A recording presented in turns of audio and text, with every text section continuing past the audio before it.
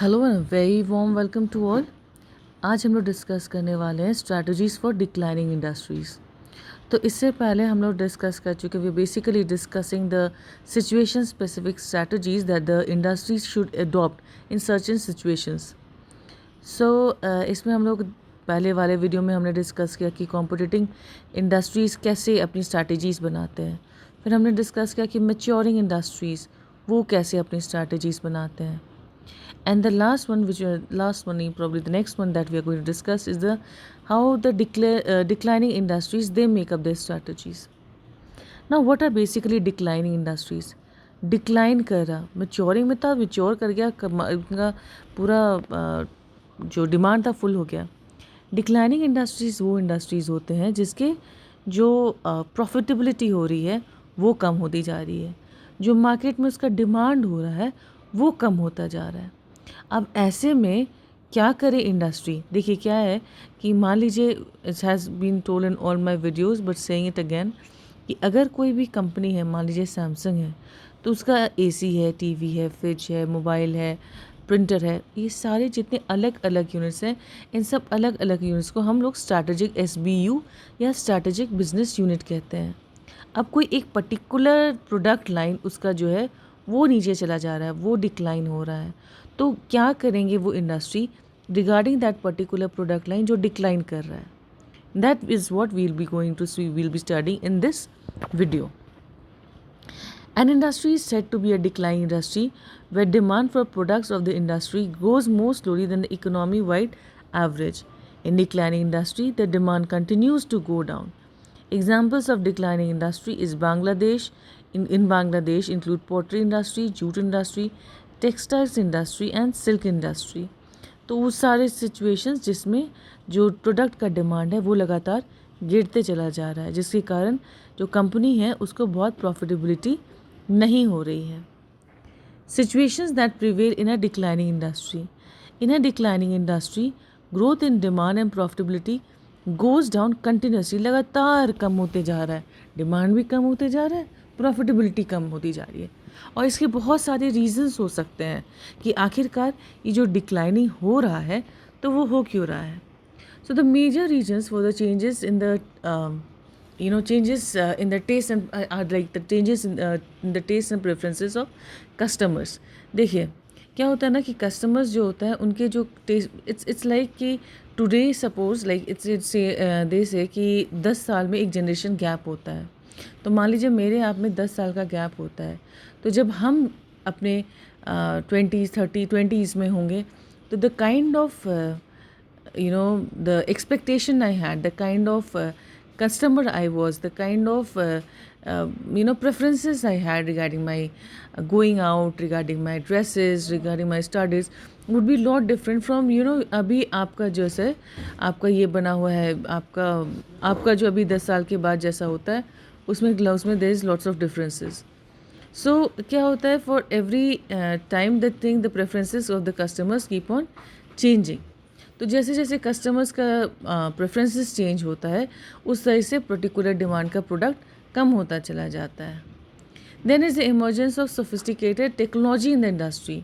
तो अगर कोई नई टेक्नोलॉजी आ गई है, जैसे अगर सबसे पहले हम लोग नोकिया का फ़ोन यूज़ करते थे जो सबसे पहले आया था, उसके बाद जब सैमसंग वगैरह का आया, फिर एप्पल का आया, ब्लैकबेरी का आया, तो दे स्वेप द मार्केट।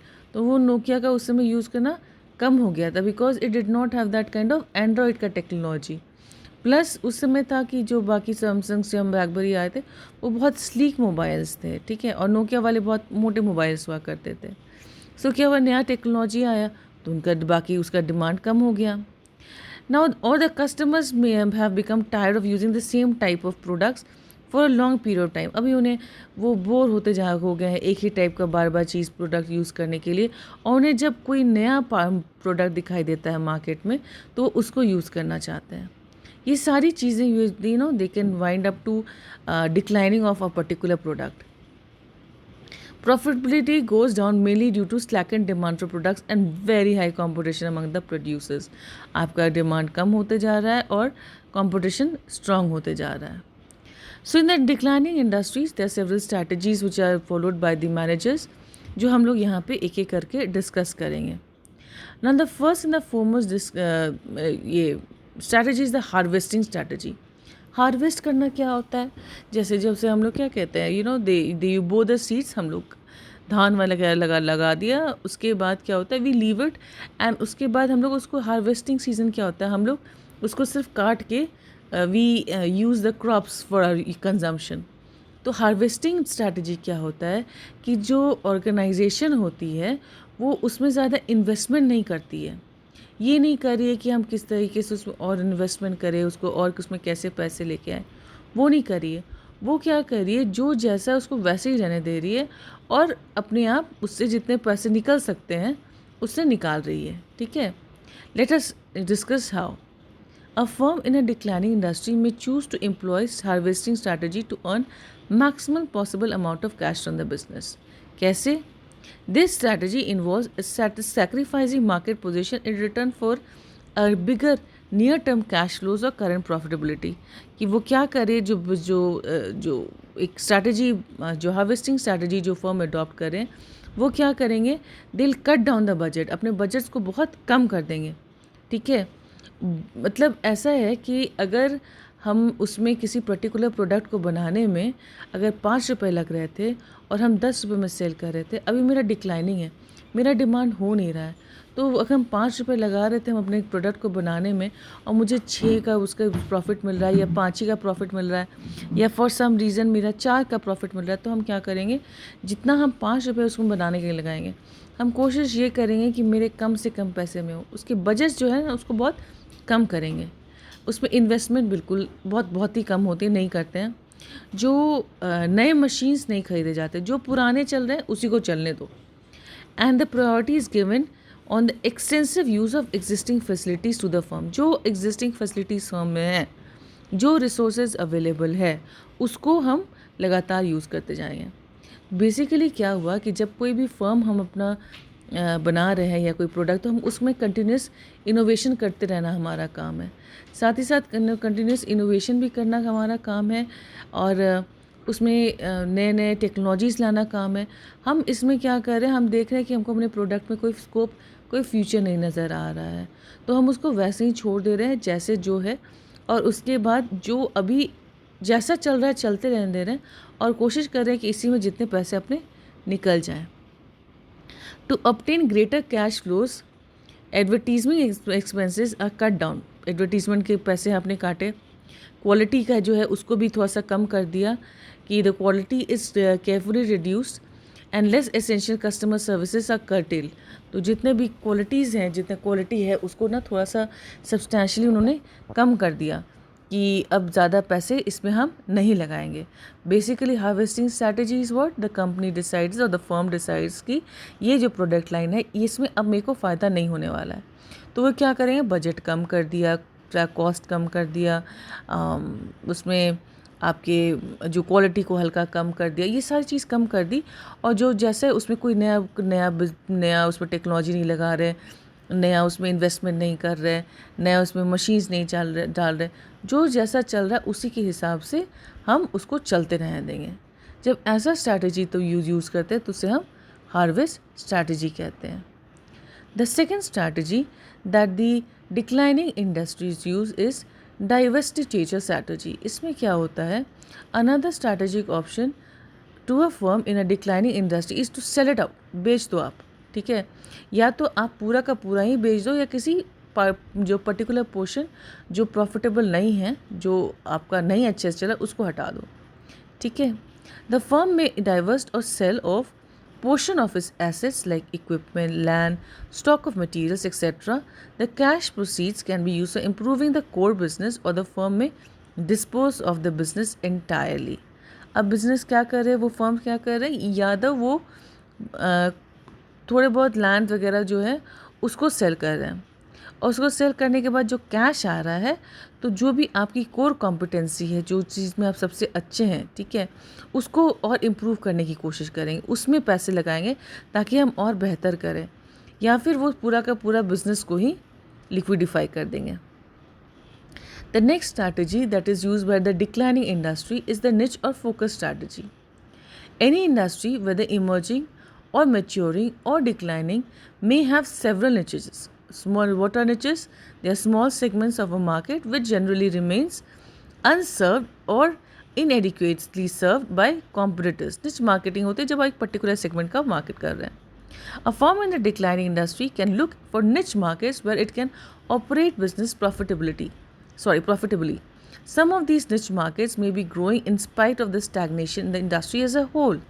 तो ये ऐसा इसमें कहा जा रहा है कि हो सकता है कि अगर जो प्रोडक्ट वो बेच रहे हैं वो पूरा का पूरा मार्केट को टारगेट करने की कोशिश कर रहे हैं, तो मार्केट है जो है डिक्लाइन कर रहा है, नहीं वहाँ प्रॉफिट हो रहा है, तो वो एक पर्टिकुलर मार्केट को ले, एक निच मार्केट को ले, एक पर्टिकुलर मार्केट को ले और उसके बाद उसमें काम करने की कोशिश करें, वहाँ अपने प्रोडक्ट पर सेल करने की कोशिश करें, फोकस करें अपना पूरा ये अटेंशन है ऑन दैट पर्टिकुलर मार्केट. तो शायद ऐसा हो कि जो निच मार्केटिंग में जो ऑलरेडी डिक्लाइनिंग इंडस्ट्री है वो प्रॉफिटेबल पोजीशन में पहुंच जाए. Now next strategy the declining industry use is the differentiation strategy. Differentiation क्या होता है कि किस तरीके से आप दूसरे से यूनिक हैं, अलग हैं, बेहतर है. A firm can place more emphasis on differentiation of products based on quality improvement and innovation. तो क्या कर रहे हैं कि वो लगातार उसमें इम्प्रूवमेंट और इनोवेशन लाने की कोशिश कर रहे हैं, उसको बदलने की कोशिश कर रहे हैं, उसको कुछ नया बनाने की कोशिश कर रहे हैं. क्यों? ताकि वो जो कस्टमर्स हैं उसके लिए वैल्यू हो बन सके, उसके लिए इम्पोर्टेंट बन सके, उसके लिए प्रॉफिटेबल बन सके. अगर कस्टमर्स को लगेगा कि ये मेरे काम की चीज़ है तभी ना खरीदेंगे, तो उसको यूनिक बनाने की कोशिश करते हैं through innovation and improvement. Now differentiation can rejuvenate demand to alluring customers to firm's products. तो अब डिफ्रेंशिएशन आपने किया तो क्या हुआ, फिर से शायद डिमांड बढ़ जाए. रिजुविनेट मतलब दोबारा से बढ़ना, डिमांड बढ़ जाए. ताकि कैसे? ताकि कस्टमर्स को आप अट्रैक्ट कर रहे हैं क्या चीज़ के लिए? फर्म का प्रोडक्ट्स को बाय करने के लिए. Innovation based differentiation is also helpful for a firm in stagnant declining industry to survive easy imitation by the competitors. अभी क्या है ना कि अगर कॉम्पिटिटर्स हैं, ठीक है, अगर आपका प्रोडक्ट बहुत ज़्यादा यूनिक भी है तो भी कॉम्पिटिटर्स क्या करते हैं, कॉम्पिटिटर्स कैसे ना कैसे करके सब्स्टिट्यूट्स वगैरह आ ही जाते हैं कॉपी करके. तो क्या है कि अगर आपका इनोवेशन है, डिफ्रेंशिएशन है, अगर आपका प्रोडक्ट कम्प्लीटली यूनिक है, डिफरेंट है, इनोवेटेड है, नया टेक्नोलॉजी वगैरह यूज़ किया हुआ है, तो ये अगर स्टैग्नेंट या डिक्लाइनिंग इंडस्ट्री यूज़ करते हैं तो इनके साथ ये एडवांटेज होता है कि दूसरे जो कॉम्पिटिटर्स हैं वो जल्दी इसको कॉपी नहीं कर पाते हैं. तो this can be use for their advantage. Now the next strategy that is use by the declining industry is the low cost strategy. कि किस तरीके से हम अपने जो मैन्युफैक्चरिंग कॉस्ट को किस तरीके से लो कर सकें. A firm may also follow low cost strategy by driving cost down. If the cost can be reduced on a continuous basis in an innovative way, it can help the firm improve the firm's profit margin and return on investment. क्या करें, अब firm जो है ना वो लो cost strategy पे लगातार करने की कोशिश कर रहे हैं, लो कॉस्ट को किसी तरह से कम कर सकें. अब क्या है ना, it's the same funda. It's like कि if they are manufacturing at ₹5 any product and selling at ₹10, तो 5 रुपये की प्रॉफिट होती थी. लेकिन अभी जो डिक्लाइनिंग इंडस्ट्री है तो अगर 5 रुपये में अगर बना रहे हैं तो इधर 5 रुपये में बेच रहे हैं या फिर 4 रुपये में बेच रहे हैं, 6 रुपये. तो क्या करने की कोशिश कर रहे हैं कि नए नए तरीक़ों को ईजाद करने की कोशिश कर रहे हैं ताकि हम 2 रुपये में प्रोडक्ट को बना लें. और ये कैसे हो सकेगा? ये किसी तरह से इनोवेशन के थ्रू ही हो सकेगा.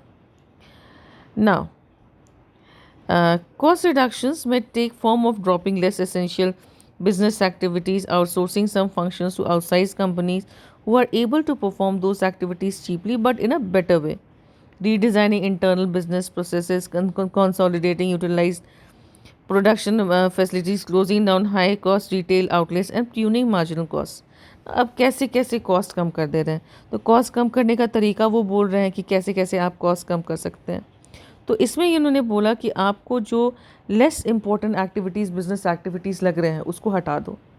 मान लीजिए मार्केटिंग में ज़्यादा पैसे जा रहे हैं या फिर उसी प्रोडक्ट को सेल करने के लिए आप स्पेशल उसका पैकेज बना रहे हैं, उस पैकेजिंग में ज़्यादा पैसे जा रहे हैं, तो ऐसे कुछ कुछ एक्टिविटीज़ जो आपको लगते हैं कि आप हटा सकते हैं, उसको हटा दें।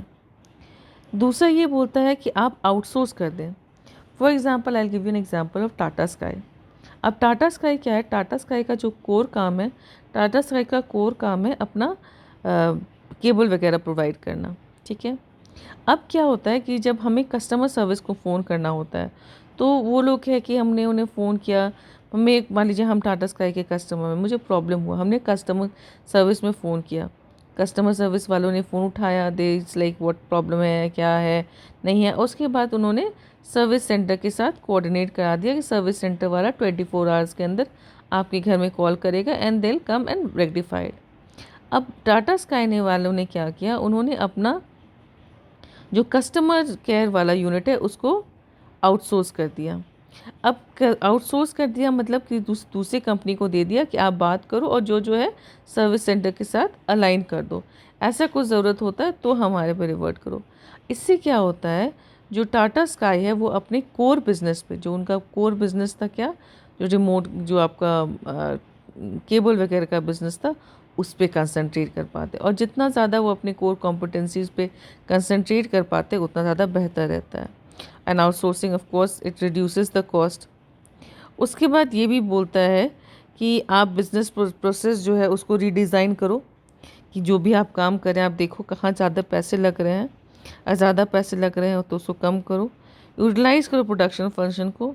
And you close down the high retail outlets, जो आपके शॉप्स हैं जहाँ पे आपको ज़्यादा पैसे, जैसे हर एक का, जैसे you know all the shops, चाहे वो जॉन प्लेयर्स को या जो भी शॉप, वो सब के अपने अपने रिटेल आउटलेट्स हैं।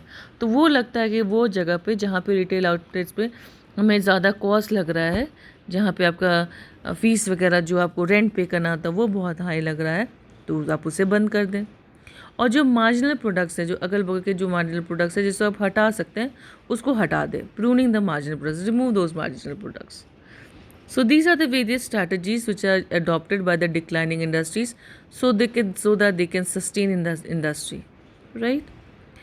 So this is all for this video. I hope you enjoyed listening to it, and if you do like the video, please press the bell. Please like the video and do subscribe to my channel. Hit the bell icon for further videos. Stay safe and happy learning. Bye bye.